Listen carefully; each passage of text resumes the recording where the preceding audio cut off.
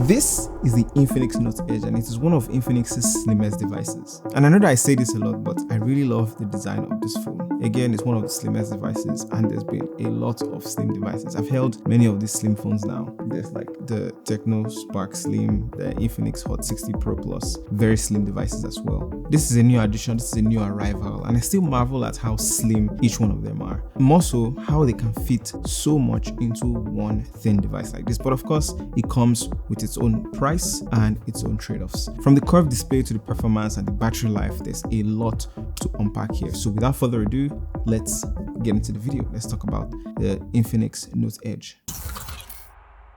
Right out of the box, you get a black compartment with the SIM ejector tool and paperwork. You also get a blue silicone case and a curved screen protector, which is nice. Under that sits the phone, followed by the charger, the power adapter, the USB Type-C cable, and a Type-C earpiece. Everything you need is right there in the box. The Note Edge has a curved design on both the screen and the body, and it's significantly slim. Just holding this phone in my hand, I'd say that it's a really pretty phone, but also a very slim one, especially in this color that I have here. This is what they call the stellar blue. It catches the light really nicely without being loud about it, but I'm sure it looks just as good in the other color options. Because of how slim this feels and how light it is very easy to grip, and the curved edge makes it sit very comfortably in my hand. It doesn't feel bulky, and that alone makes this a very enjoyable phone to use daily. You will feel weird when you go and hold a heavier phone afterwards. The camera module looks like a dual camera setup, but it is actually one main camera paired with a depth sensor. You can actually see that it is a depth sensor when you cover it and your camera is in portrait mode. There's an LED light and a halo light that sits inside the module rather than as an external ring or something that is protruding. It is just flush with the camera module. At the back, instead of the matrix display like we had on the Infinix Note 60 Pro, you see a 50 megapixel aspherical lens text right there. The back panel feels more plastic, but it's still matte with a slight shine when the light hits it right. It does give that clean look. It's not pretending to be glass, it is just simple and it is polished. On the right side is where you get the power button and the volume buttons alongside this green one tap button, which of course you can customize to do a few things in the settings, but by default this button would mute and unmute your phone, but if you press and hold it, you can actually open your camera or any app of your choice. Up front, you get that 3D curved display with a punch hole selfie camera, and you get a fingerprint scanner on the screen. The curve blends nicely into the frame, which adds that slim illusion when you look at it from the side. It is slightly thicker than what the side says. The top and the bottom layouts are pretty simple. You get a speaker grill with the JBL soundbar inscription, a mic, an IR blaster, the SIM tray, and you get the bottom mic, the Type-C port, and the main speaker grill at the bottom. Everything is placed neatly and nothing feels cluttered right here. Overall, the design is very simple, but also very good looking. Let's talk display. On this phone, you get a 6.78-inch 1.5K AMOLED display with a 3D curved panel. I honestly wish the curved screen effect were a bit more dramatic and it curved more, but whenever you watch the screen, when your footage dips into the edges, but it is curved, it's subtle, but it's curved, and the bezels are slim, and the curve makes the phone feel more immersive in the hand. At least it's not too curved that you can't hold the phone. The display quality is good and what you would expect from a 1.5K resolution phone. The text looks clean, the icons well defined, and you don't notice rough edges when you're scrolling through social media or reading something, when you're reading something detailed. The colors, vibrant, the blacks, they are deep, and deep like you'd expect from an AMOLED panel. The contrast is good, it is not overly saturated. It supports a 120 Hz refresh rate, and the scrolling feels smooth and responsive. Swiping through apps and moving around the UI and even quick transitions, everything just feels fluid as you go. You can enjoy that smoothness, especially when you are gaming, just casually browsing. Brightness here peaks at 4500 nits, so outdoor visibility is very good. Under direct sunlight, you can still see what is going on without squinting, and indoors at full brightness, it is quite bright. There's also an eye care mode included, which helps to reduce strain if you are on your phone for a long period of time. If you scroll at night or you watch a lot of movies in the dark, you might find this feature very useful. So watching movies will feel immersive because of the size of the display and the curve of the screen. The screen wraps around the edges slightly, which adds to that viewing experience like we said. And for gaming, the movement will look smooth, the details will stay clear, and the display will hold up well, especially with darker scenes. because AMOLED. Let's talk about the build quality, but before we do that, if you're finding this video useful so far, make sure you hit that like button, make sure you hit the subscribe button. It is free to subscribe so that you can see more videos like this. Alright, let's head to the build quality of this phone. As we've established, the frame and the back, both plastic. Because of that, the phone feels noticeably light and of course very slim in the hand. So if you're someone who prefers lighter devices, you definitely love this. The included case is thinner and very flexible, and I actually like that it matches the dull shine of the phone itself. I think it still keeps the phone looking clean, but I do worry about the protection, the overall protection of this phone, especially with that case. So I advise getting a thicker case maybe. In terms of durability, it has an IP65 rating, which means that it is well protected against dust and water splashes. So light rain or accidental spills shouldn't be a problem. For everyday use, it should handle normal bumps and minor drops just fine, to be honest, but it does feel a little fragile in the hand, but it should hold up fine. As far as performance goes, this guy runs on the MediaTek Dimensity 7100, so for everyday use, it should work fine. Again, scrolling social media, watching videos, replying messages, going in between apps and between tabs in your browser, everything should feel smooth here when you're using it. Where you start to notice its limits though will be under heavy tasks like gaming. You might experience occasional lag or drop in frames, especially during intense gaming scenes. But overall, the games remain very playable. It is not a gaming powerhouse by any means, but it holds its own. So you know what to look out for. For gamers, you also get X Arena, which acts like a gaming hub. So think launching your games and tweaking certain settings.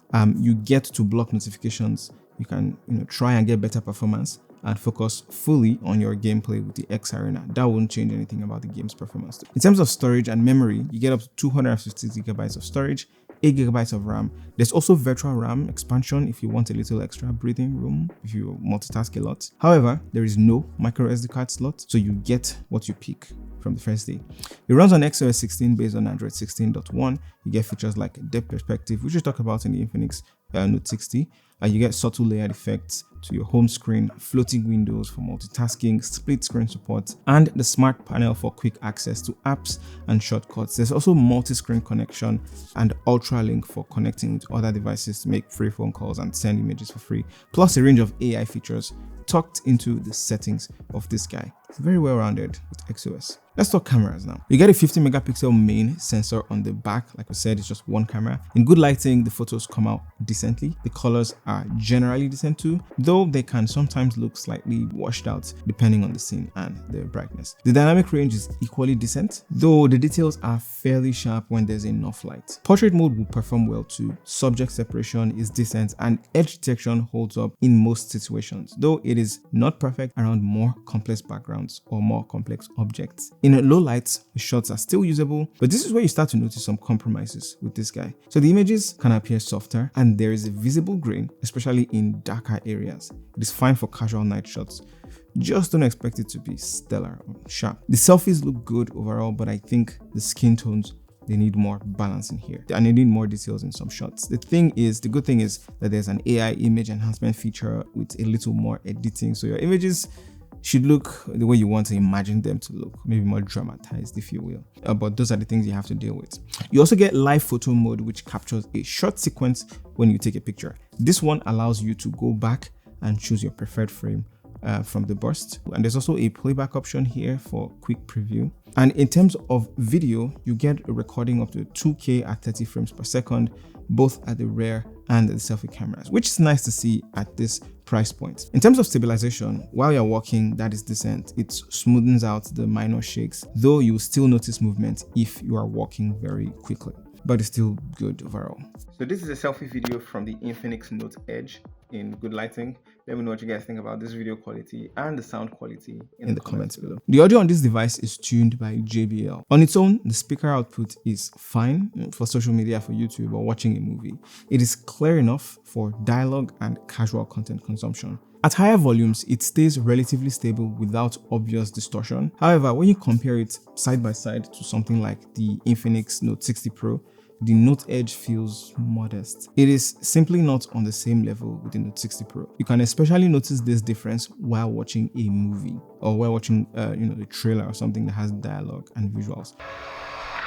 They see a guy who lives in a van, a gambling junkie who missed his shot, best that never was. But I see.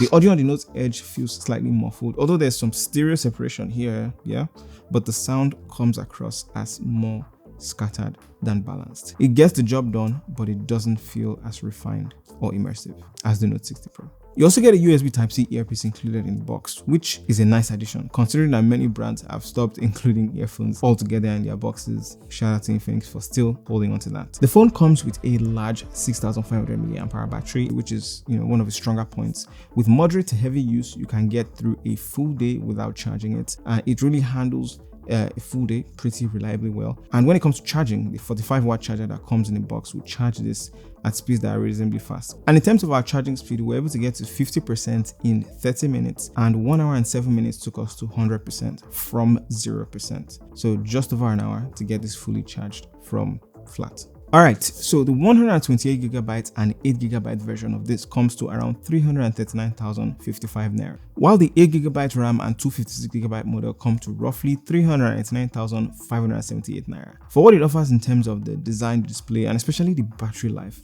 I think this sits comfortably within its price range. But what do you guys think about it? It's a slim phone that has a lot of features, but some trade-offs. And there's also the Infinix Note 60 Pro, which does a whole lot more and looks a whole lot more premium, if you will, in that light compared to the Note Edge.